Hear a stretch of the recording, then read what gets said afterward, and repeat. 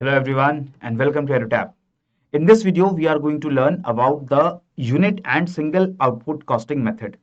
ये method costing करने का कॉस्ट अकाउंटिंग करने का एक मेथड है which is used in some particular kind of industries. So in this short video let us look at the basic details about this particular method. But before starting the video, I would like to request all of you that अगर आपको ये video और इसका content पसंद आता है तो video को प्लीज लाइक करिए और चैनल को भी सब्सक्राइब करिए, और अगर आप चाहते हैं तो इस वीडियो को शेयर भी कर सकते हैं अपने फेलो एस्पिरेंट्स के साथ. सबसे पहले अगर मैं unit and single output costing की बात करूं, this is a costing method which is used in those industries जहां पर आप एक ही तरीके का प्रोडक्ट कॉन्टिन्यूसली बनाते रहते हैं.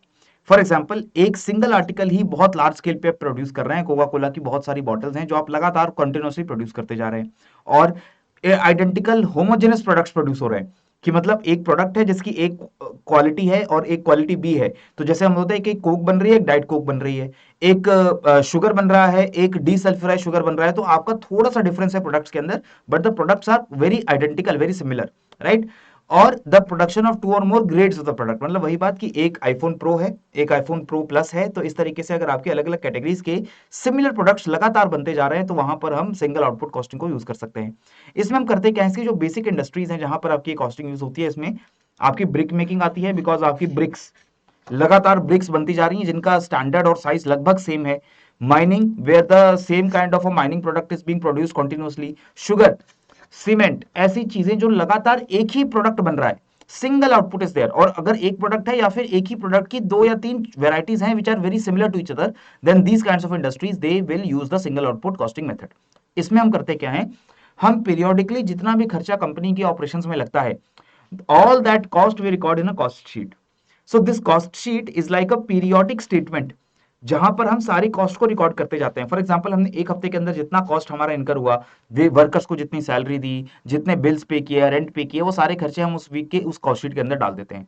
This cost sheet will contain all the information related to the direct expenditure in the manufacturing, like कि कितना मटेरियल यूज हो गया, रॉ मटेरियल कितना यूज हुआ प्रोडक्शन करने में, वर्कर्स को, लेबर जो उस वर्कर और मैन्युफैक्चरिंग में काम कर रहे थे उनको कितनी सैलरी दी गई घंटों के हिसाब से, and all the other administration expenses, जो ओवर हेड खर्चा होता है, जो फॉर एग्जांपल जो सुपरवाइजर्स को या मैनेजर्स को सैलरी दी जा रही है उस हफ्ते के लिए, वो सारे के सारे खर्चे भी record in the cost sheet, right. So all the cost they will be recorded along with the time, along with the date, along with the purpose on the cost sheet.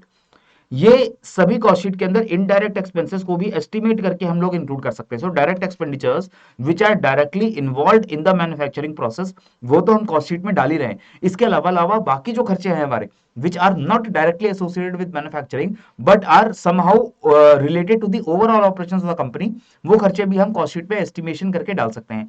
And after that, which are the costs which we will not record on cost sheet, ये ध्यान रखिएगा.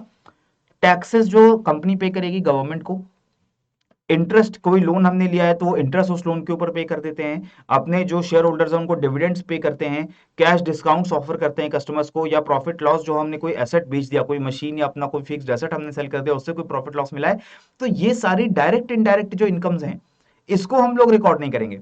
Tax पे करना is an indirect expenditure, अपना dividend pay करना is an indirect expenditure, interest पे करना indirect expenditure है. तो ये सारे जो खर्चे हो रहे हैं अलग से हो रहे हैं, we do not record them in the cost sheet.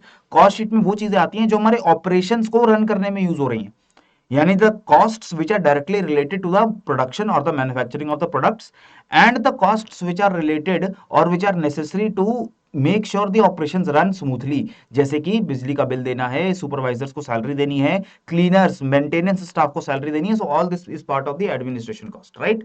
Other expenditures they will not be recorded on the cost sheet, and once all these costs are recorded on the cost sheet, हम देखते हैं कि वो एक हफ्ते की पूरी cost sheet में कितना कॉस्ट है, उस एक हफ्ते में हमने कितना प्रोडक्शन किया है, and then we divide the entire production by the total cost. तो हमें हर यूनिट के प्रोडक्शन का कॉस्ट वहां से पता चल जाएगा, ठीक है.